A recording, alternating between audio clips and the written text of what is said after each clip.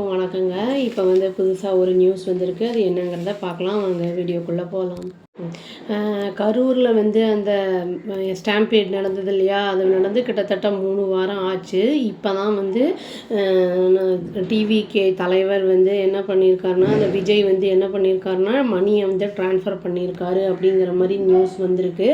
Already வந்து போன வீடியோவில் நான் சொல்லியிருப்பேன், இந்த ஆதார் அந்த டீட்டெயில்ஸ், பேமெண்ட் டீட்டெயில்ஸ் அந்த இதெல்லாம் வந்து கேட்டிருந்தாங்க அப்படின்னு சொல்லிட்டு, இப்போ வந்து பணம் வந்து ட்ரான்ஸ்ஃபர் பண்ணப்பட்டிருக்கு அப்படிங்கிறத வந்து சொல்லியிருக்காங்க.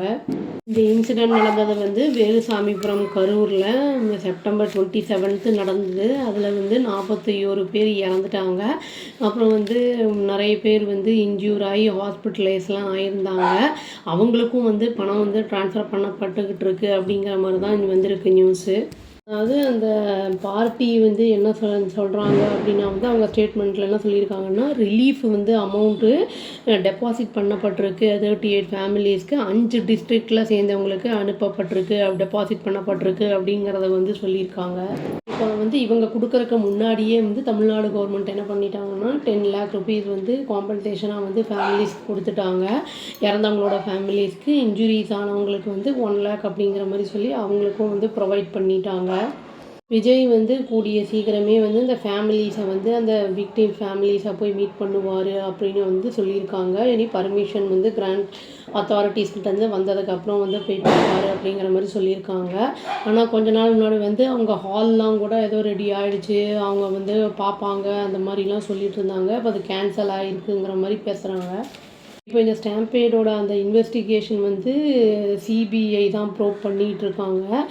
சுப்ரீம் கோர்ட் வந்து டைரக்ட் பண்ணதன் பேரில். இதுக்கு முன்னாடி வந்து சுப்ரீம் கோர்ட் தலையீடுக்கு முன்னாடி வந்து ஹைகோர்ட் என்ன பண்ணியிருந்தாங்கன்னா ஆர்டர் பண்ணியிருந்தாங்க. அதாவது வந்து அந்த ஐஜிபி அஸ்ரா கர்க் அப்படிங்கிறவரோட தலைமையில் வந்து அந்த வந்து இன்வெஸ்டிகேஷன் நடக்கணும் அப்படின்னு. அப்புறம் ஸ்டேட் கவர்மெண்ட்டும் வந்து என்ன ஆர்டர் போட்டிருந்தாங்க அப்படின்னா வந்து retired high court judge Aruna Jagadeesan தலைமையில் வந்து இந்த ப்ரோப் நடக்கணும் அப்படிங்கிற மாதிரி சொல்லியிருந்தாங்க. இப்போ இந்த சுப்ரீம் கோர்ட் வந்து அந்த இதை வந்து தீர்ப்பை வந்து மாற்றி சொல்லினனால வந்து இவங்க எல்லாத்தையும் வந்து ஹேண்ட் ஓவர் பண்ணணும் அப்படிங்கிற மாதிரி வந்து சொல்லியிருந்தாங்க. அது மட்டும் இல்லாமல் வந்து இப்போ என்ன சொல்லியிருக்காரு அப்படின்னா வந்து விஜய் வந்து கரூர் ஸ்டாம்பேட் ஆனதுக்கப்புறம் சாட்டர்டே அன்னைக்கு வந்து டிவிக்கே என்ன சொல்லியிருக்காங்கன்னா, பார்ட்டிஸ் வந்து கேட்ரஸை வந்து தீபாவளி வந்து செலிப்ரேட் பண்ணாதீங்க அப்படிங்கிற மாதிரி வந்து சொல்லியிருக்காங்க. டிவிகேவோட ஜாயிண்ட் செக்ரட்டரி லோயலா மணி அப்படிங்கிறவர் வந்து என்ன வந்து கன்வே பண்ணியிருக்காரு. அதாவது வந்து ஆக்டர் விஜய் டிவிகே தலைவர் அவர் வந்து என்ன சொல்லியிருக்காருன்னா, பார்ட்டியை வந்து செலிப்ரேட் பண்ண வேண்டாம் அப்படிங்கிற மாதிரி சொல்லியிருக்காருன்னு எக்ஸில் வந்து அவர் போஸ்ட் பண்ணியிருக்காரு. அவர் என்ன சொல்லியிருக்காருன்னா, நம்ம வந்து விஜய் சொன்ன அட்வைஸ் படி வந்து நம்ம செலிப்ரேட் பண்ண வேண்டாம் தீபாவளியை. அந்த ஹோமேஜ் வந்து அந்த இறந்தவங்களுக்கான அந்த இதை மரியாதை நம்ம கொடுப்போம் அப்படிங்கிறத வந்து அதையும் வந்து அவர் வந்து சொல்லியிருக்காரு, எக்ஸில் வந்து சொல்லியிருக்காரு. பட் ஆனால் வந்து இது நேரடியாக வந்து இது விஜய் சொன்னதாகவோ இல்லை டிவிக்கே சொன்னதாகவோ அஃபீஷியல் அனௌன்ஸ்மெண்ட் எதுவும் வரலை அப்படிங்கிற மாதிரி தான் வந்து சொல்லப்படுது.